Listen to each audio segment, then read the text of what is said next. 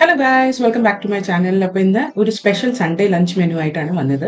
അപ്പോൾ അമ്മയ്ക്ക് കുറച്ച് ദിവസമായിട്ട് മട്ടൻ കഴിക്കണം എന്ന് പറയുന്നുണ്ടായിരുന്നു. അപ്പം ഞാൻ ഇന്ന് മട്ടൻ ചോപ്സ് അല്ലെങ്കിൽ മട്ടൻ പെപ്പർ ഫ്രൈ എന്ന് വേണമെങ്കിൽ വിളിക്കാം, അതുണ്ടാക്കി. അതിനൊപ്പം വെച്ചത് തക്കാളി റൈസാണ്. ഇതൊരു നെയ്ച്ചോറ് മോഡലിലുള്ള തക്കാളി റൈസാണ്. ഇതിൻ്റെ റെസിപ്പി വേണമെങ്കിൽ താഴെ പറഞ്ഞാൽ മതി, ഞാൻ വേറൊരു വീഡിയോ ഇടാം. അപ്പോൾ വെരി ടേസ്റ്റി മട്ടൻ റെഡി.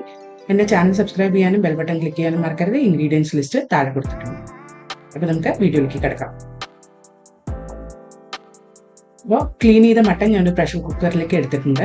അതിലേക്ക് ഇഞ്ചി, പച്ചമുളക്, ചെറിയുള്ളി, വെളുത്തുള്ളി ചതച്ചത്, കരുവേപ്പില, മഞ്ഞൾപ്പൊടി, മല്ലിപ്പൊടി, മുളക് പൊടി, ഇത്രയും ആഡ് ചെയ്ത് കൊടുക്കാം. ഇതിൻ്റെ ഒപ്പം തന്നെ കുറച്ച് വിനാഗിരി, കുറച്ച് വെളിച്ചെണ്ണ, ഇത്രയും ഒഴിച്ചിട്ട് മട്ടനിൽ ഇത് നന്നായിട്ട് പെരട്ടി എടുക്കാം.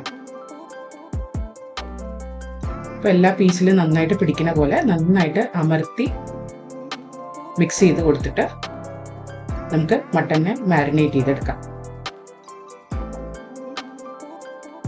അപ്പോൾ ഇനി നമുക്ക് സ്റ്റോവ് കത്തിച്ചിട്ട് ഇതിനെ ഒരു 2-3 മിനിറ്റ് വരയ്ക്കും ഒന്ന് സോട്ടേ ചെയ്തെടുക്കാം. അപ്പോൾ ഹൈ ഫ്ലെയിമിലാണ് ഇട്ടിരിക്കുന്നത്.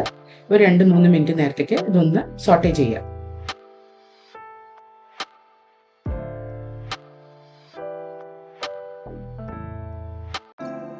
ഇത് 2 മിനിറ്റ് നേരത്തേക്ക് സോട്ടേ ചെയ്തതിന് ശേഷം ഇതിലേക്ക് നമ്മൾ കുറച്ച് ചൂടുവെള്ളം ഒഴിച്ചു കൊടുക്കുക. ഏകദേശം 1 കപ്പ് ചൂടുവെള്ളമാണ് ഞാൻ ഒഴിച്ചിരിക്കുന്നത്. 1/2 കിലോ മട്ടനാണ് എടുത്തിരിക്കുന്നത്.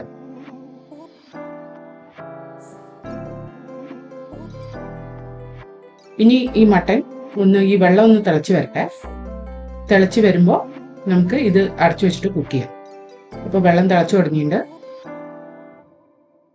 ചൂടുവെള്ളം തന്നെ ഒഴിക്കണം, അത് മറക്കരുത്. അപ്പം ഇനി കുക്കർ അടച്ചു വെച്ചിട്ട് നമുക്കൊരു 6 മുതൽ 7 വിസിൽ വരെ ഇതൊന്ന് കുക്ക് ചെയ്തെടുക്കാം ഹൈ ഫ്ലെയിമിൽ. അപ്പോൾ മട്ടൻ്റെ വെള്ളം പുറത്തേക്ക് പോയിട്ട് ഗ്യാസ് വൃത്തികേടാവാണ്ടിരിക്കാൻ ഇങ്ങനെ ഒരു പേപ്പർ ടവൽ ഇതിൻ്റെ മുകളിൽ ഇട്ട് കഴിഞ്ഞാൽ വൃത്തിയായിട്ട് കിട്ടും. ഇനി അടുത്തൊരു മസാല ഉണ്ടാക്കണം. അതിന് ലോ ഫ്ലെയിമിൽ ഒരു പാൻ ഞാൻ വെച്ചിട്ടുണ്ട് അടുപ്പത്ത്. അതിലേക്ക് കുരുമുളക്, പെരുംജീരകം, ജീരകം, പിന്നെ പട്ട, ഗ്രാമ്പൂ ഇത്രയും ഇട്ടിട്ടുണ്ട്. ഇതൊന്ന് ഡ്രൈ റോസ്റ്റ് ചെയ്തെടുക്കണം. നല്ലോണം ഡ്രൈ റോസ്റ്റ് ചെയ്തതിന് ശേഷം ഇത് തണുപ്പിച്ചിട്ട് നന്നായിട്ടൊന്ന് പൊടിച്ചെടുക്കണം. ഇനി ഒരു ഇരുമ്പ് ചീഞ്ചട്ടി അടുപ്പത്ത് വെച്ചിട്ടുണ്ട്. അതിൽ വെളിച്ചെണ്ണ ചൂടാക്കിയിട്ടുണ്ട്. ഇരുമ്പ് ചീഞ്ചട്ടി തന്നെ ഉപയോഗിക്കണം, അപ്പോഴേ ആ കളറ് വരുള്ളൂ. ഇനി ഇതിലേക്ക് കരിവേപ്പില ആഡ് ചെയ്യുക. അതിൻ്റെ ഒപ്പം ചെറിയുള്ളി അരിഞ്ഞത്, സവാള അരിഞ്ഞത്, പച്ചമുളക് അരിഞ്ഞത് ഇടുക. കൂടുതൽ ചെറിയുള്ളി ഉപയോഗിച്ചാൽ ഇതിൽ ഭയങ്കര നല്ല ടേസ്റ്റ് ആയിരിക്കും. അപ്പോൾ നിങ്ങൾക്ക് ചെറിയുള്ളി ഉപയോഗിക്കണമെങ്കിൽ അത് ഉപയോഗിക്കാം, അല്ലെങ്കിൽ മിക്സ് ആയിട്ട് ഉപയോഗിക്കാം. അപ്പോൾ ഇനി ഉള്ളികൾ ഇതിലേക്ക് ആഡ് ചെയ്തിട്ട് ഇതൊന്ന് ഗോൾഡൻ ബ്രൗൺ ആവുന്ന വരെ നമുക്ക് ഫ്രൈ ചെയ്തെടുക്കണം.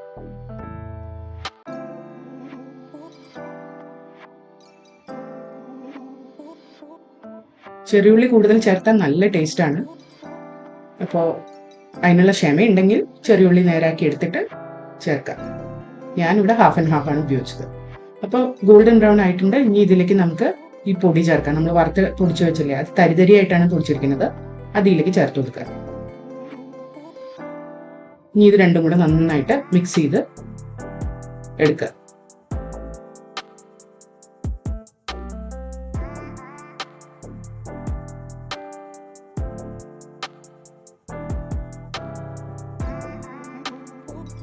ഇനി ഇതിലേക്ക് നമ്മൾ കുക്ക് ചെയ്ത് വെച്ചിരിക്കുന്ന മട്ടൻ അതിന്റെ വെള്ളത്തോടു കൂടി ഇതിലേക്ക് ചേർക്കുക.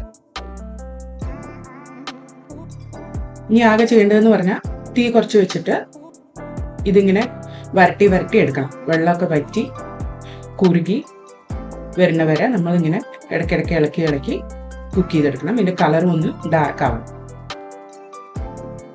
ഇപ്പോൾ എത്ര വെള്ളത്തിൻ്റെ അംശം വേണമെന്നുള്ളത് നിങ്ങൾക്ക് ഡിസൈഡ് ചെയ്യാം. വല്ലാണ്ട് ഡ്രൈ ഇഷ്ടമല്ലെങ്കിൽ അതിനനുസരിച്ച് നിർത്താം. അപ്പോൾ ഇത് നമുക്ക് വരട്ടി വരട്ടി എടുക്കാം.